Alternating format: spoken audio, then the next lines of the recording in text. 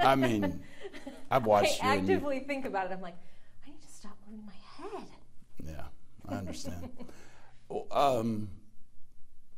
What questions? So a lot of what I ask is just going to be sort of a reflection of what was in the written questions. That's fine. Yeah. That is all now online. So if you go to WSBT's website, there's an Operation Education. You can click on who's in the PHM school board races, and there's pictures and basically the verbatim answers to the questions. Okay. I wrote up a little bio for each candidate. All right. Based on like what I already knew about you and what was in the thing. Like tall, good looking, very funny. Yeah, that's exactly what I wrote. Okay. Sounds good so far. It might be a lie, but so that's already up. This is sort of an addition to that. So next week on either Monday or Wednesday, we haven't kind of decided. It depends on how we're also doing some interviews from a different school board race. So on either Monday or Wednesday, we're going to air a couple sound bites from each candidate. Okay, that's fine. But the whole thing, and I explained this to Jim Garrett because he was, very concerned. He wanted to make sure that like everything was out there. The whole thing, we're unedited. Basically, the entire interview will end up on our YouTube page. So on our website, when this story gets posted next week, people will be able to click on the link and then watch your whole interview. Oh, that's great. Unedited. Fine. Yeah. If you ask a question about goals, I have so many of them that I made a totally cheat sheet. fine. Totally If fine. I'm not gonna. Yeah. Just know Let that me tell you what my goals are. just know that it will be fully on there. Okay. So however you want to handle that is fine with me. Okay. It just viewers will. Okay, be able to that's see that. fine. And I usually tell people in any interview I do, try not to read from a paper, which I know that you won't. Right. Just because it looks. Yeah, Like looks. scripted, that Sure. kind of thing. So, all right, you ready? I'm ready. Yes. Oh, by the way, do you have time for a funny story when we're done? Yes. It's about you. Oh God. It's all good. Don't Okay. worry. All right. Okay, so say and spell your first and last name for me. Okay, it's Art Klinger, ARTKLINGER, just like the guy in MASH, if anybody watched that show. Yeah. Anyway. And you're running for school board. Correct. Why? You were retired, living the good life after teaching for decades. Well, that's true. I was living really well, and the thing is, when I started my teaching career at PHM, I started at Schmucker Middle School in 1970, and at that time, PHM gave me the opportunity and the tools to take my students on a journey the likes of which they had never been on before.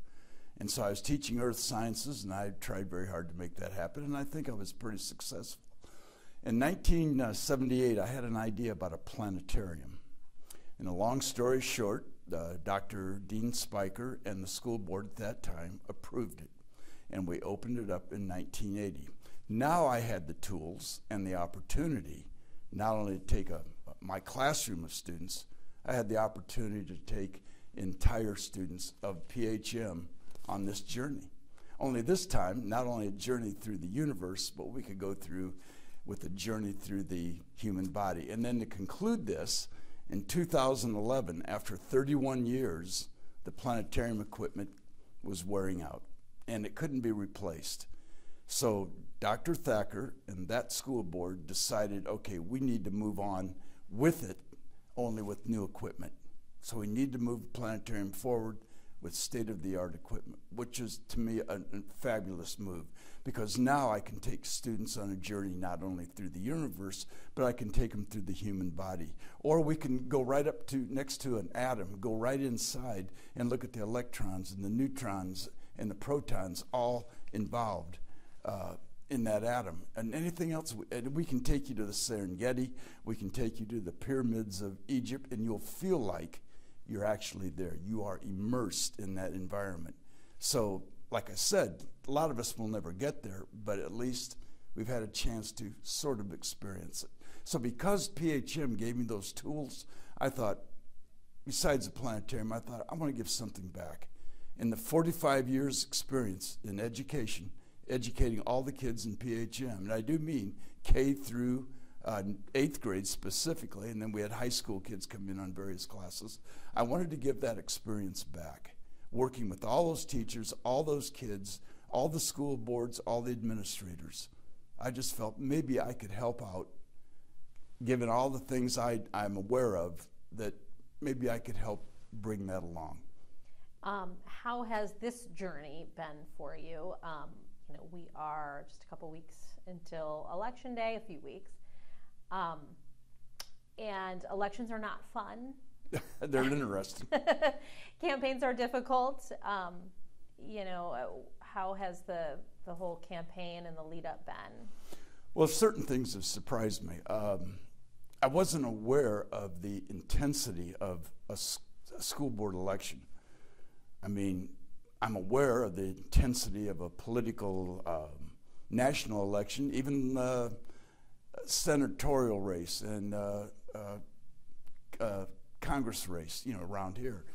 But I had no idea that running for school board was so intense. I mean, we have, there's a coalition that's involved in running for the school board, and then we have independents that are running for the school board.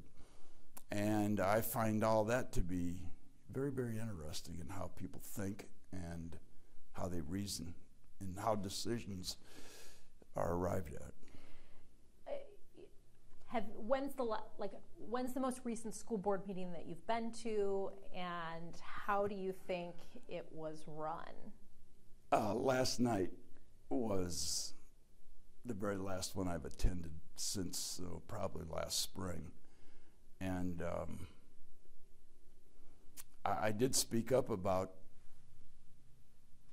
this coalition thing of some of the candidates belonging to this, or I call it a PAC, you know, a political action committee. And it's fine. It's just brings up a lot of issues in my mind. And so I presented those questions, those issues at the board meeting last night. And we'll see what happens from that point on.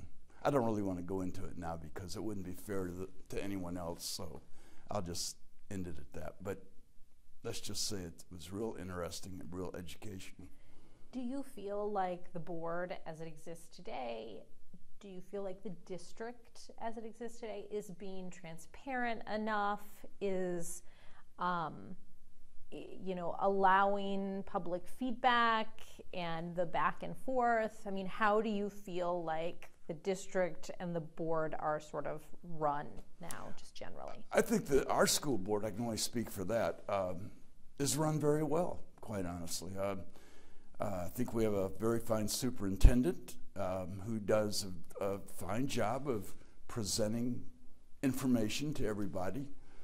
And see, I haven't been on the board, but from what the optics that I see from my position as a member of the community is, okay, they're telling us things, and maybe there's some things we need to know more of, but maybe there are legal issues involved that can't be dispensed at that time. So far, I think everything has been fairly decent. What do you feel like you could add to the board? If you were elected, how do you feel that would benefit the board? Well, by the nature of all the people I've worked with, I feel I have a real sense of what teachers are thinking, what principals are thinking, administrators, school board. I mean, I've worked with all these people. And I think I can work my ideas into, let's say, their ideas, and maybe come up with better solutions or different solutions. I could interject new opinions maybe, or new ideas. I do have a few that I would like to pursue and present them to the public as well. And then, do you want to share?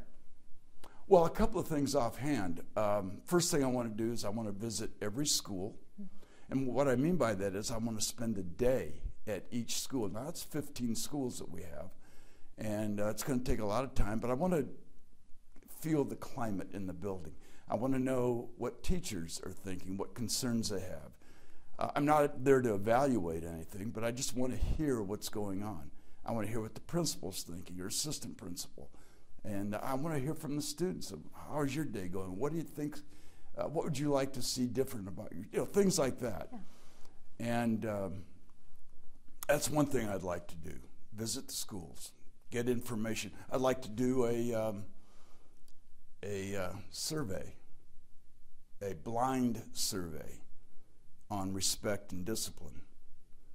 I have a sense, and I've actually experienced a couple of instances where things have happened and I had to deal with it. And in one instance, first response I got from this assistant principal was, and he's no longer there, was, what did you do to provoke that kid? I said, wait a minute, what do you mean I provoked him? Don't you want to hear what happened? I have witnesses here. They wrote things down. Don't you want to see what they have to say? Oh, okay. And or another example, a teacher told me he sent a kid down, and kid was sent right back because he used some foul language, and I don't think that should be tolerated anywhere in the school. And the first thing this particular administrator said, well, you know what, I think you need to make your lesson plans a little more exciting or a little better, and that'll stop it. And I didn't think that was appropriate. I mean, before you start shooting bullets at the teachers, I think you better find out what exactly is going on. And are we going to allow kids who use foul language directly at a teacher or even a fellow student? Is that something we're going to tolerate? And I think we need to get rid of some of that stuff. Or certainly, I don't think you're ever going to get rid of it, but at least eliminate it. Have some standards that you stand by. And the other thing is that everybody's worried about being sued. Well, that's nonsense. I mean, teachers have rights, and I don't think they're aware of them. Students have rights, parents have rights. We all have them, but I don't think they're being presented properly. And I want to see something done about it. I mean, I just don't want this to go on because, like a cancer, it spreads. And I don't want that continuing. Now, I'm not saying it's rampant, okay, but it goes on, and I know it goes on in other schools as well. Why do you think we have a teacher shortage? Well, everybody says, well, the teacher shortage is because they don't get paid enough. Well, I would agree. They certainly don't get paid enough because of all the things they do. But you talk to a few of them, they'll say, I'm fed up with the lack of support, no discipline. Administrators have to follow what the superintendent tells them, and then the superintendent has to follow what the state legislators do. So, there's a litany of things here that have to be corrected in order to right the ship. And I think we got to get started somehow, and it's time to cast the stone into the water, A lot of families have expressed that their number one concern, when they go to the ballot box or when they pay their taxes or when they send their kids to school, is safety. Okay. And I wonder how you feel PHM is doing, keeping kids safe physically, but also, their, mental well-being and from bullying. What are your thoughts on how PHM is handling safety? Do you think they're doing enough? Do you think they could do more?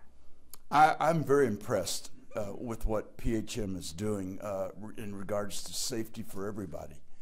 I mean, we have the cameras, we have the rules and regulations regarding safety, how we're going to handle this situation, handle that situation. And drills have been done, and I think it's being handled very, very well. My kids went through PHM, and I felt very confident and safe that they would be safe as well.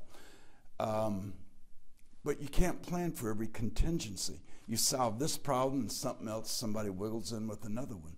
But I think we are prepared to act quickly in response to a situation. And it's been stressed, and over again has it been stressed, that safety is utmost important. As far as bullying goes, I mean, that's going to exist no matter what. So, and I think we have the counselors and people in place that kids can go talk to. In fact, kids should have the feeling that they can go to their teachers. And I think a lot of teachers will certainly pay attention and listen. At least that's been my experience. I haven't been all the way through the whole school corporation. I haven't been in every building. I'm only talking about Bittersweet School, which is where the planetarium is located and what was on there, and I've been impressed. And I've been through the high school so many times, and I'm impressed with the security there. My goodness, you have to have a photo ID and everything to get into the building. I think that's great. So I think PHM is doing a very good job as far as that. I'm very happy with it. And Dr. Thacker keeps pushing for more and more ideas for continuing the safety. So I'm good about that. You know, as a board member, you will be essentially charged with making sure that the district is financially sound, essentially. Correct. Where does the district sit currently? And, you know, one of the things Dr. Thacker and other district leaders have said throughout the years is that PHM's tax base has remained the same. It Yes. hasn't had, but it does spend a lot of money, it seems. How is the district doing currently financially, to your knowledge? And what would your thoughts be if there was the possibility that they would need some more money and have to ask voters for it? You mean like a referendum? Possibly. Yeah, if that comes up, yes, you know, we should do that. We don't want to do anything illegal or under the table. But again, Dr. Thacker and the past and current boards have done a very good job, in my opinion, of keeping that tax rate low. We're providing goods and services and more each year, and yet we're still, they being the superintendent and school board, are still keeping things down. I think that's remarkable. The buildings that are going on, we're not going around asking for money yet, and that's a good thing. There will be a point in time, possibly, if state funding is reduced or they're not meeting their required allotment of money or from the budget, that maybe that'll happen. But right now, I think we're doing a lot of things on, I think we're very fiscally sound in the way we're handling things. I'm impressed with it. I've seen some of the financial statements, and I'm really impressed. And I see those financial statements like in a board meeting or in a school board meeting. It's not like I have privy to other things, but no, I'm very happy with what's going on. State legislators recently passed a law that would require schools to hold back kids in the 3rd grade if they don't pass their iRead assessment. PHM has very good proficiency on iRead compared to other states or compared to other schools and districts in the region. Right. But there is still a percentage of kids who aren't passing the iRead.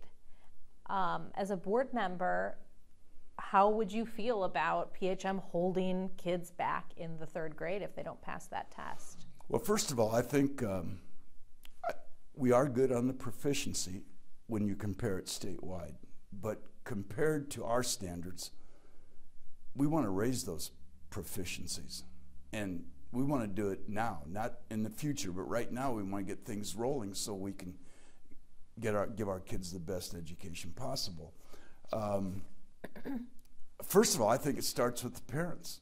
Parents have got to help their kids at home. I don't know about you, but when I was growing up, I had to read with my mom and my dad. My dad would give me math problems, and we were involved that way.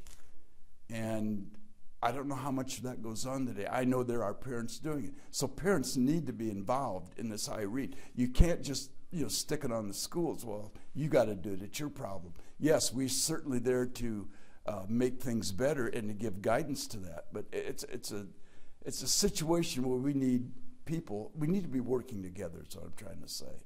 Parents and the school. So I think the attitude about what we're doing with iStep, or iLearn, and reading is good. As far as holding kids back, yes, we're going to have to do that. I don't want kids going on and not being able to perform. And if kids need special help, then maybe we've got to arrange extra after-school tutoring or something. Well, that's going to cost some money maybe. I don't know. But should kids be held back? Yeah, we need to get their skill levels up. And there's a reason they're not up. So let's find out what the reasons are and see if we can correct it. WSBT, a year and a half covered extensively PHM's board discussions and controversy about whether or not teachers were teaching critical race theory. Are teachers in PHM teaching critical race theory? Do you think they're teaching critical race theory? Well, I haven't been in the classroom to witness that, but I have been told that there are a few teachers who have worked that into their curriculum. All I'm interested in is teaching the truth and the history. And whatever that means, well, that's going to be the end result. If you don't like, we can't change the history, but if that's what it really is, then you're going to have to accept it. There are certain aspects about critical race theory that I question. And I think state law says that we don't have to teach it, or it's not mandated to be taught. And I think we need to follow federal and state guidelines on what those rules are for the state of Indiana. And then we probably need to do some kind of evaluation on it. I hate that because there's more things to do, but I really can't answer it other than I've heard things, but I haven't seen them because I haven't been in there. And let me ask you this. What Sure. if someone comes to the board and says, this teacher is teaching critical race theory? all right. How would you react? Well, you'd have to talk to that teacher. They have to have an observation made in the classroom to see what's going on. You can't talk about things that you haven't experienced or know that by being there or witnessing it.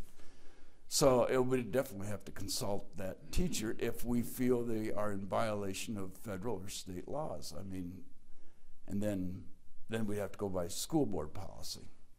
So yeah, it's a difficult question to answer, but that's the best I can do with that right now. Another difficult question. Several months ago, there were accusations against a board member that is currently on the board. And the board called a special meeting, and the board members that were at that meeting unanimously voted to pass a resolution to ask for the resignation of that board member. Sure. Ultimately, that board member, as you know, did not resign, Right. and has not made a statement to say, basically, I won't Correct. be speaking on this. How do you feel that situation was handled? How would you have handled it differently? If I had been on the board, not all the board members voted yes for it. 2 of them abstained, so there were 5 votes taken out of the 7-person board. If I was on the board, I would have voted no, I'm not going to support asking for a resignation at this time, because that resignation was asked based on allegations. And morally, I can't subject somebody to punishment for allegations. If we have proof of it and felonies have been committed, then that person needs to be dismissed. But to throw somebody under the bus, one of your own members, it's like a family, you're kicking somebody out because of what's been said. And we all know allegations can go in many different directions. I want to see the proof. Yes, there has been no response to that as yet. I understand there are legal matters involved here, and I don't know what those are, and I'm going to trust that that is truly the case. And I also am going to trust that we're going to find out what this was all about. Anybody can make allegations. I want to know who's making the allegations and why. What was the motive for those allegations? Are they after somebody? Is there a political reason for it? There are so many questions I have that I would want answered before I'm going to, again, throw someone under the bus. If you had a family member, and I think a school board should be sort of a family, and you knew somebody in your family had some kind of addiction. I mean, you knew for a fact, not an allegation. What would you do? Would you just kick them out, or would you try to get them help?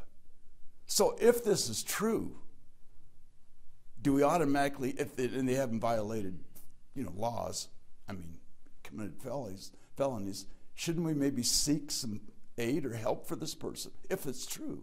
But see, we don't know that. It's just an allegation. Now, you had brought with you some notes that you said, you had listed some of your goals. I'd like to know, what are some of your goals? Oh, okay. Well, I will listen. I hate to read, but I mentioned spending a full day in each school and what I would do with that. I mentioned the blind survey because I have questions and I want to know what teachers really feel about this. Maybe they're going to say, Mr. Klinger, there are no problems here. I don't have any problems. Okay, great. But if you do, I want to know what's going on. And this is your chance to do it without repercussions. And that's a key thing. I want to make it real clear from the start. 45 years of experience. I'm sorry to tell you, I don't have all the answers. I'm not even sure I have all the questions. And that's where communication with the people in my district and throughout PHM is important. I want to establish a line of communication. Email, text messaging, cell phone conversations. I want to hear what the people are thinking, and I also want your solutions. I want to hear your ideas on how to solve the problem. And then together, which I think is the whole idea, we come up with answers. Are we going to please everybody? No, you can't. But we got to please as many as possible. Okay, I want to improve math and science and reading skills. I want to bring those standards up. I want inductive and deductive thinking and reasoning skills blended in. Making decisions on things. I want students to do that sort of thing. Another one, I'd like to have career opportunities presented to kids at a young age. I don't know, 3rd, 4th, 5th grade, so they have something to think about, some kind of dream they may have, and how to pursue that dream. I want them to try to recognize that. I want to build, speaking of putting things on the budget, I want to build a 50 by 50, 10-foot high annex to the planetarium. I mean, there I was in the planetarium, so hence I have that as a personal project I'd like to see. But I'd like to see it involved. This annex would stress STEM, the science, technology, engineering, and math skills in there. We'd have virtual learning and computers set up so that students could devise programs. This is application now that could be used not only in the planetarium, but could be used in the classroom as well. We could develop that stuff in there. That would be a lab set up inside. I also want to extend our museum. We are the only school district in the world that I'm aware of that has artifacts from the moon that have been on the surface of the moon. And we have a whole museum in there dedicated to it, and it's one of the best kept secrets in the last 35 years, but some people know about it. But anyway, that's people can come in and visit that. I want to add aviation to the curriculum. And right away, whoa, you're going to fly kids around? No, we're going to teach ground school, which is half of getting your private pilot's license. I have my private pilot's license, and I thought, well, it'd be neat if we could just do the ground school portion, and then the parents, if they want to pursue this with their son or daughter, then they can contract out with, Elkhart or the Mishawaka Pilots Club or even South Bend, areas nearby that have planes for rent that they can get flight instruction from. So I think aviation would be a great thing to add. It could be part of a physics class because there's a lot involved in the understanding of physics, and trust me, it's simple. If I could learn that, anybody could learn it. I'm serious. I want to develop partnerships. We have something right now going with SpaceX. Mrs. O'Malley, who is now the director of the planetarium, and I have been working directly with Elon Musk's SpaceX program. We're working with the head of the Department for Development in there. And we're trying to see if we can procure funds to work with them to bring students in. Now, right now it's probably just above a pipe dream, but we do have an inroad because one of my former students who is a planetarium assistant, and then went on to Purdue to get his engineering degree, answered a call from Elon Musk about 30 years ago for engineers. And now he's the head of about 30 or 35 engineers at SpaceX working on the technology. Wouldn't it be great if some of our students could get tied in with that by, through internet and be able to communicate directly and get something going? That possibility exists. We're going to try to explore it, but I think outside corporations, or corporations outside our school district, we should try to partner with them. Yeah. I mean, Amazon's coming. We have other things coming up. Let's see if we can make a connection of some sort. I don't know. Those are just some of the ideas. You did great. Is there anything else? Is there like one final thing you'd like to leave with viewers or voters? First of all, I appreciate the coverage of WSBT in particular. WNDU comes out, and the others, ABC 57, I shouldn't be doing all this, but we've been covered very well. I just want to make sure that all coverage is fair and impartial, and that maybe both sides of an issue are given. And I think most people are doing a very good job trying to do that, and I appreciate it, and I think we all do. So thank you. Thank you. Thank you, Art, for doing this. We appreciate it. All right. Thanks for watching. Like and subscribe to the WSBT 22 YouTube channel.